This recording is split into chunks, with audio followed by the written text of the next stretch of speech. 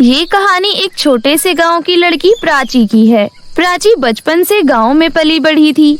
वो शहर की दुनिया से बिल्कुल अनजान थी। हाल ही में उसके पिता का तबादला एक बड़े शहर में हो गया था। इस कारण पूरे परिवार को अपना सारा सामान लेकर दूसरे शहर में शिफ्ट होना पड़ा। प्राची मन ही मन बहुत उत्साहित थी। जब वो शहर पहुंची तो वहाँ के लोग बहुत बिजी दिख रहे थे। शहर को देखकर प्राची बहुत खुश थी और वो शहर को करीब से जानना चाहती थी। लेकिन वो जानती थी कि नई जगह पर एडजस्ट करने में थोड़ा समय लगता है और चीजें जैसी दिखती हैं वैसी होती नहीं है। तभी अचानक से प्राची की नजर एक होटल पर गई। उस होटल को देखकर प्राची ने अपने माता पिता से कहा, मम्मी पापा, वो देखिए कितना शानदार होटल है, चलिए ना हम उसमें खाना खाते हैं, वैसे भी बहुत भूख लगी है। प्राची की उत्सुकता देख उसके माता पिता उसे मना नहीं कर पाते और वो तीनों होटल के अंदर जाते हैं। वहाँ काम करने वाले स्टाफ भी बहुत खुशमिजाज लग रहे थे और इतना ही नहीं, वो होटल लोगों से भरा पड़ा था। सब लोग खाने की तस्वीरें खींचकर सोशल मीडिया पर डाल रहे थे। ये सब देख प्राची को लगा कि वहाँ का खाना सच में बहुत स्वादिष्ट होगा। वो अंदर गई और उसने वहाँ पर एक डिश ऑर्डर की। फिर उसने जब उस डिश को टेस्ट किया तो उसका स्वाद बहुत ही फीका और बुरा था। छी, इसका टेस्ट तो बहुत ही बुरा है, मुझे नहीं खाना ये खाना, सारा मूड खराब कर दिया। तभी प्राची की माँ कहती है, बेटा जरूरी नहीं कि जो चीज जैसी दिखती है वैसी ही हो। माना ये होटल शानदार है और यहाँ पर ढेर सारे लोग हैं, लेकिन ये लोग यहाँ पर सिर्फ शो ऑफ करने आए हैं। शो ऑफ के कारण ये लोग अपना स्वाद भी भूल चुके हैं। तुम्हारी माँ बिल्कुल सही कह रही है बेटा। तुम शहर में पहली बार आई हो, इसलिए तुम्हें इन चीजों के बारे में पता नहीं है, इसलिए मैंने तुम्हें यहाँ आने से रोका भी नहीं। अच्छा कोई बात नहीं, चलिए यहाँ से चलते हैं। उदास होकर प्राची उस होटल से बाहर आ गई। उसके अपने गांव में उसे पता था कि कहाँ पर अच्छा खाना मिलता है, लेकिन यहाँ पर वो इन चीजों से बिल्कुल अनजान थी। वो सोचती है कि काश उसके दोस्त होते जो उसकी मदद करते। इस शहर के बारे में तो मुझे कुछ भी नहीं पता और यहाँ पर मेरा कोई दोस्त भी नहीं है। प्राची के मन में ऐसी बहुत सारी बातें चल रही थीं। यही सब सोचते सोचते वो लोग अपने नए घर पहुँच गए। उसे अपना नया घर बहुत पसंद आया। उसने घर में अपनी माँ के हाथ का बना खाना खाया और चैन की नींद सो गई। अब बारी थी नए स्कूल में जाने की। सुबह सुबह स्कूल जाने के लिए वो उठी, लेकिन वो बहुत घबराई हुई थी। ओहो, आज तो मेरे स्कूल में पहला दिन है। अगर मेरे नए दोस्त नहीं बने तो, और अगर बने भी तो पुराने दोस्तों की तरह नहीं हुए तो पता नहीं क्या होगा। प्राची को इस तरह खुद से बातें करते देख उसकी माँ ने उससे पूछा, क्या हुआ बेटा, तुम खुद से ही क्यों बातें कर रही हो? कोई परेशानी है तो मुझे बताओ। माँ, पता नहीं मेरा नया स्कूल कैसा होगा, अगर वहाँ पर मेरे कोई दोस्त नहीं बने तो। ऐसा कुछ नहीं होगा। तुम अपने जो नए दोस्त बनाओगी वो तुम्हारे पुराने दोस्त की तरह ही होंगे। शुरुआती दिनों में तुम्हें थोड़ी घबराहट होगी, लेकिन बाद में तुम्हें सब कुछ अपने जैसा लगने लगेगा। चलो अब फटाफट तैयार हो जाओ, नए स्कूल में देर से पहुंचना है क्या?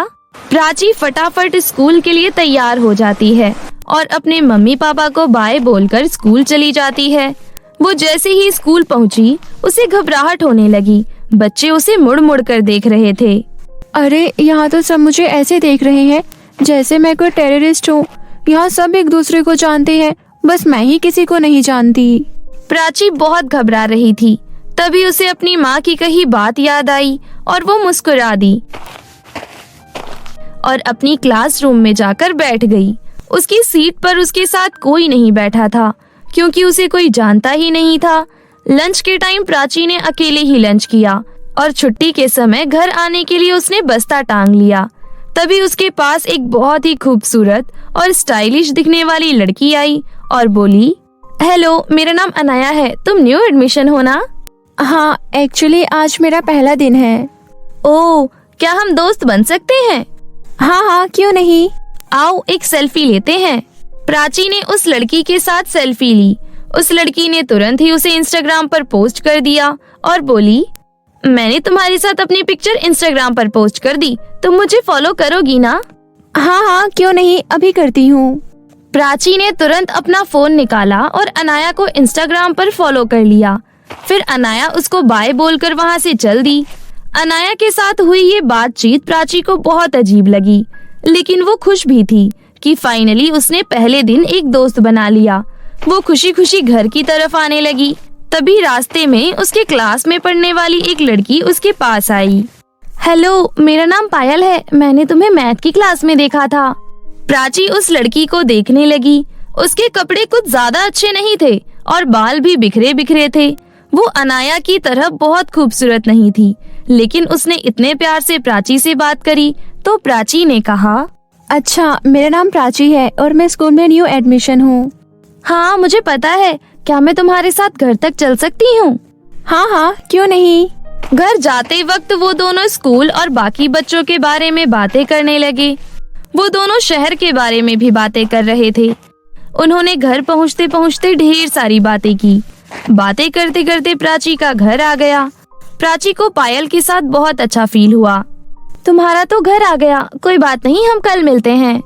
हाँ हाँ, क्यों नहीं। इतना कहकर प्राची घर चली गई और पायल अपने घर जाने लगी। अगले दिन प्राची को नए स्कूल में अच्छा लगने लगा। उसकी जान पहचान कई सारे बच्चों से हुई और उसे खुशी हुई कि वो नए दोस्त बना पाई। तभी उसे अनाया दिखाई दी। उसने अनाया को हेलो बोला। हेलो अनाया। प्राची के हेलो कहने पर अनाया ने उसे जवाब दिया, हेलो नई दोस्त। प्राची मुस्कुराकर अपने क्लास में चल गई। जब लंच का समय हुआ तो प्राची ने सोचा कि क्यों ना वो अनाया के साथ जाकर खाना खाए। हाँ, ये सही रहेगा, मुझे अनाया के साथ जाकर खाना खाना चाहिए। इसी बहाने मुझे अनाया की दोस्तों से मिलने का मौका भी मिलेगा। प्राची अपना लंच बॉक्स हाथ में लेकर अनाया के पास गई। तब अनाया ने कहा, सॉरी आरती, मैं तुम्हारे साथ अपना लंच शेयर नहीं कर सकती। तुम बहुत ही अनहेल्दी खाना लाई हो। मैं ऑयली खाना बिल्कुल नहीं खाती। मैं डाइट पर हूँ ना। एक्चुअली मुझे अपना फिगर मेंटेन रखना पड़ता है क्योंकि इंस्टाग्राम पर मेरे 5K फॉलोवर्स मुझे फिट देखना चाहते हैं। मेरा नाम आरती नहीं अनाया, प्राची है। ओह सॉरी, मुझे याद नहीं रहा। प्राची को अनाया की बात बहुत अजीब लगी। उसने अनाया का कोई जवाब नहीं दिया और अकेले ही अपनी टेबल पर जाकर खाना खाने लगी। तभी उसके पास पायल आई।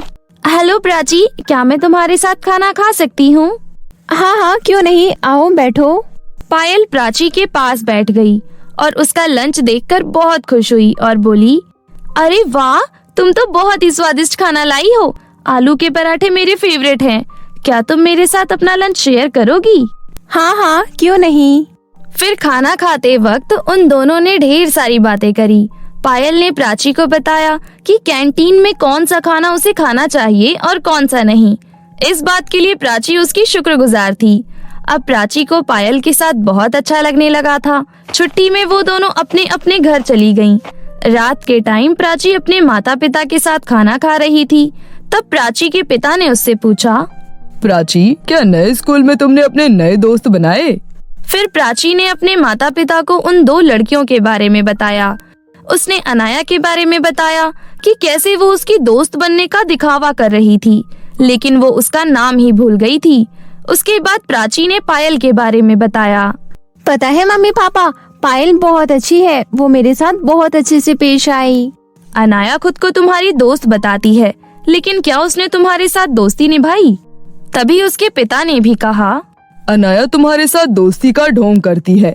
वो उस होटल की तरह है जो बाहर से दिखने में बहुत खूबसूरत होता है, लेकिन उसका खाना बिल्कुल बेस्वाद और फीका होता है। और रही बात पायल की, तो वो तुम्हें अपना दोस्त कहने में डरती होगी, लेकिन तुम उसका बर्ताव देखो, तुम्हारे प्रति कितना अच्छा है। उस रात प्राची ने इन सब बारे में खूब सोचा कि उसके माता पिता बिल्कुल सही कह रहे हैं।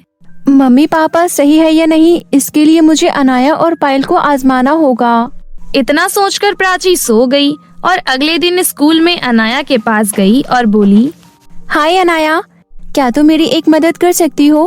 क्या तुम मुझे बता सकती हो कि इस शहर में सबसे अच्छे होटल कौन से हैं जहाँ बहुत स्वादिष्ट खाना मिलता है? हाँ मुझे अच्छे से पता है, लेकिन क्यों? इस वीकेंड क्या तुम बिजी हो? तुम मेरे साथ खाने चलोगी? माफ करना, इस वीकेंड मैं बहुत बिजी हूँ, लेकिन मैं तुम्हें इंस्टाग्राम पर उस होटल की लोकेशन भेजती हूँ, तुम रुको। उसके बाद अनाया ने उस होटल का लोकेशन भेजा। वो होटल वही होटल था जहाँ प्राची ने पहले खाना खाया था। वो दिखने में तो बाहर से बहुत खूबसूरत था, लेकिन उसका खाना बिल्कुल बेस्वाद था। प्राची को यकीन होने लगा कि उसके माता पिता सही थे।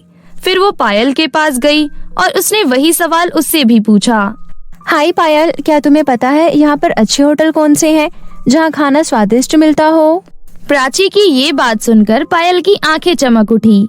हाँ, मुझे पता है। एक छोटा सा रेस्टोरेंट है जो शहर के पुराने हिस्से में है।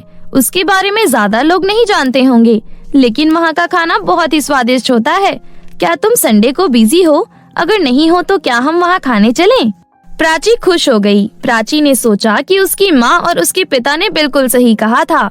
उसे ये भी समझ आया कि अनाया उसकी कोई दोस्त नहीं थी। शायद उसको सोशल मीडिया पर और फॉलोवर्स चाहिए थे, लेकिन पायल सच में उसे पसंद करती थी। वो उसे जानने और शहर में घुमाने के लिए बेताब थी। उसे ये बात कहने की जरूरत ही नहीं थी कि वो उसकी दोस्त है।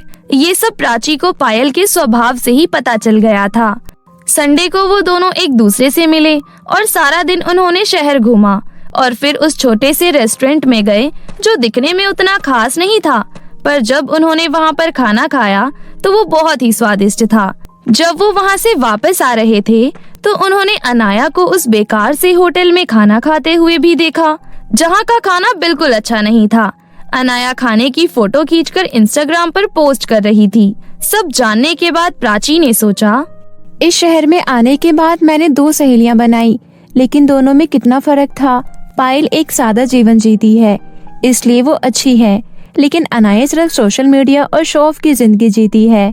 अच्छा हुआ मुझे अच्छी दोस्त मिली। ये शहर इतना बुरा भी नहीं है।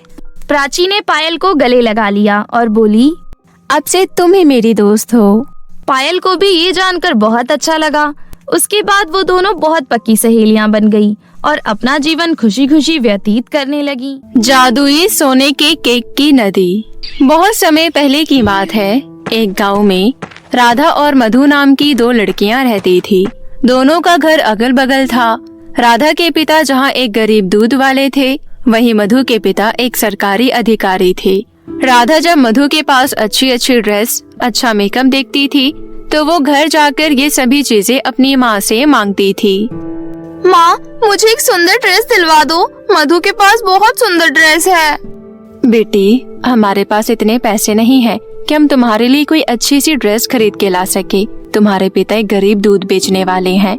उनके पास मधु के पिताजी की तरह सरकारी नौकरी नहीं है। मधु जब भी अपनी नई स्कूटी चलाती तो राधा अपने घर के बाहर बैठकर उसे देखती रहती थी। मधु, थोड़ी देर के लिए मुझे तुम अपनी स्कूटी चलाने के लिए दो ना। नहीं नहीं, मेरी मम्मी गुस्सा करेगी। वैसे भी तुमने अपनी शक्ल देखी है, बड़ी है स्कूटी चलाने वाली। तू जाकर अपने गाय की सवारी कर। मधु और राधा एक ही महीने जनवरी में पैदा हुए थे। मधु के जन्मदिन पर मधु के घर में बहुत बड़ा जश्न होता था। मोहल्ले के सभी लोग जश्न में शामिल होते थे। राधा जब इस बार मधु के जन्मदिन में गई तो उसने देखा कि मधु के घर एक बहुत बड़ा चॉकलेटी बर्थडे केक रखा हुआ है, जिस पर ढेर सारी चॉकलेट लगी हुई थी। मधु चुपचाप राधा के पास आई और उसके कान में बोली, राधा, तुमने सपने में भी कभी इतना बड़ा केक देखा है क्या? तू तो मेहमान है, इसलिए तुझे केक का छोटा सा टुकड़ा खाने को मिलेगा, लेकिन मैं सारे केक मेहमानों के जाने के बाद पेट भर के खाऊंगी। कुछ दिनों बाद राधा का बर्थडे आया। राधा अपनी माँ से जिद करने लगी कि उसके लिए एक बड़ा चॉकलेट केक लाया जाए। माँ, मधु के जन्मदिन पर आपने देखा था ना कि उसके लिए कितना बड़ा केक आया था। मेरे जन्मदिन पर भी मुझे उतना ही बड़ा केक चाहिए। जाओ, लेकर आओ। बेटी, हम उतना बड़ा केक नहीं खरीद सकते। तुम्हारे पापा एक पेस्ट्री ले आएंगे, उसी पर मोमबत्ती लगाकर हम तुम्हारा जन्मदिन मना देंगे। नहीं माँ, मैं पेस्ट्री से जन्मदिन नहीं मनाऊंगी।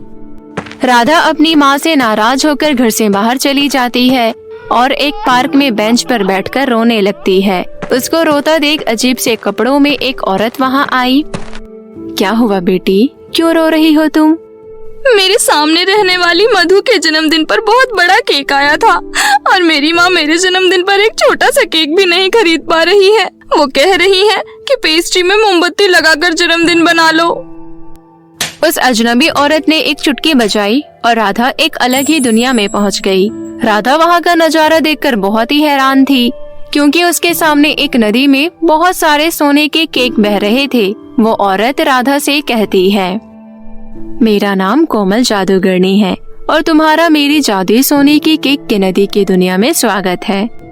राधा नदी में बह रहे केक को देखकर बहुत खुश हो रही थी। तभी जादूगरनी नदी में से एक केक को उठाकर राधा से बोलती है, ये लो, तुम ये जादुई सोने के केक को अपने घर ले जा सकती हो। इसको अकेले मत खाना, दूसरे लोगों को भी बांटना। ये केक कभी खत्म नहीं होगा और जो भी इसे खाएगा वो तुम्हें एक दुआ देगा जो सच होगी, लेकिन इसको सिर्फ अपने जन्मदिन पर ही काट के बांटना। अगर तुमने इस केक को उस दिन काटा जिस दिन तुम्हारा जन्मदिन नहीं है, तो केक खाने वाले दुआ नहीं बद्दुआ दे देंगे। राधा और जादूगरनी द्वारा दिया हुआ केक घर ले आ गई। राधा की माँ राधा के हाथ में सोने की एक केक को देखकर हैरान हो जाती है और राधा से पूछती है, इतना सुंदर सोने का केक तुम कहाँ से लाई हो? पैसे किसने दिए तुम्हें? कहीं चोरी करके तो नहीं लाई हो? नहीं माँ, मैंने चोरी नहीं की। एक जादूगरनी ने मुझे ये जादुई सोने का केक दिया है और उन्होंने कहा है कि इसको खाने वाले के मुंह से एक दुआ निकलेगी जो सच हो जाएगी माँ। उस रात राधा ने अपने जन्मदिन पर जादुई केक काटा। राधा ने जब केक अपनी माँ को खिलाया तो उसकी माँ ने उसे दुआ दी, मेरी बेटी को एक अच्छी स्कूटी मिले। अगले दिन राधा के स्कूल में एक आर्ट कंपटीशन होता है जिसमें राधा फर्स्ट आती है और प्राइज में स्कूटी जीत जाती है। राधा स्कूटी लेकर अपने घर पहुंची। अब मधु जब स्कूटी चलाती तो राधा भी अपनी स्कूटी लेकर बाहर आ जाती। राधा, तुम्हारे पास इतनी अच्छी स्कूटी कहाँ से आई? मेरे पास एक जादुई सोने का केक है। उसे काटकर अगर किसी को भी खिलाओ तो वो इंसान एक दुआ देता है और वो दुआ सच हो जाती है। मेरी माँ ने मुझे स्कूटी मिलने की दुआ दी थी। मधु ने सारी बात अपने माता पिता को बता दी। मधु के पिता एक रिश्वतखोर सरकारी नौकर थे। उन्होंने सोचा अगर वो केक उन्हें मिल जाए फिर वो किसी से भी मनचाहा काम करवा सकते हैं। मधु के पिता ने कुछ गुंडे को पैसे दिए। गुंडों ने राधा के घर में डाका डाल दिया और वो जादुई केक लेकर मधु के पिताजी को दे दिया। अब तो हमारे पास जादुई केक है। मधु की माँ, मैं तुम्हें जादुई केक खिलाऊंगा तो तुम मुझे दुआ देना कि मैं शहर का सबसे बड़ा सरकारी ऑफिसर बन जाऊं। मधु के परिवार को नहीं पता था कि केक को सिर्फ जन्मदिन वाले दिन ही काटना है, वरना केक खाने वाले के मुंह से दुआ की जगह बद्दुआ निकलेगी और वो सच हो जाती है। मधु के पिता ने केक काटकर अपनी पत्नी को खिलाया। तभी मधु की माँ बोली, आपकी सरकारी नौकरी छूट जाए और आप एक दूध वाले बन जाओ। क्या तुम पागल हो गई हो? ये तुमने क्या बोल दिया? तुरंत ही मधु के पिता के पास एक फोन आया जिसमें उनके एक सीनियर ने उन्हें बताया कि रिश्वतखोरी के इल्जाम में मधु के पिता को नौकरी से निकाल दिया गया है और उनको इसका जुर्माना भी चुकाना पड़ेगा। जुर्माना चुकाने के बाद मधु का परिवार बहुत गरीब हो गया था। अगली ही सुबह मधु के मामा उसके घर एक भैंस लेकर पहुँचे। दीदी, मैंने सुना है जीजाजी की नौकरी छूट गई है। ये भैंस पाल लो और दूध बेचने का काम धंधा कर लो। मधु का परिवार रोते हुए अपनी भैंस लेकर राधा के घर पहुंचा। राधा, हमने तुम्हारा जादुई केक को चुराया था ताकि हम बहुत ज्यादा अमीर बन सके, लेकिन इसकी वजह से तो हम गरीब हो गए। मधु, तुम्हें ये बात नहीं पता थी कि इस केक को सिर्फ अपने जन्मदिन वाले दिन ही काटना चाहिए, वरना केक खाने वाला व्यक्ति आपको बद्दुआ देता है और वो बद्दुआ सच हो जाती है। मधु और मधु के परिवार को अपनी चोरी पर बहुत पछतावा हुआ। उन्हें समझ आ गया था कि चुराई हुई चीज से फायदे से ज्यादा नुकसान होता है।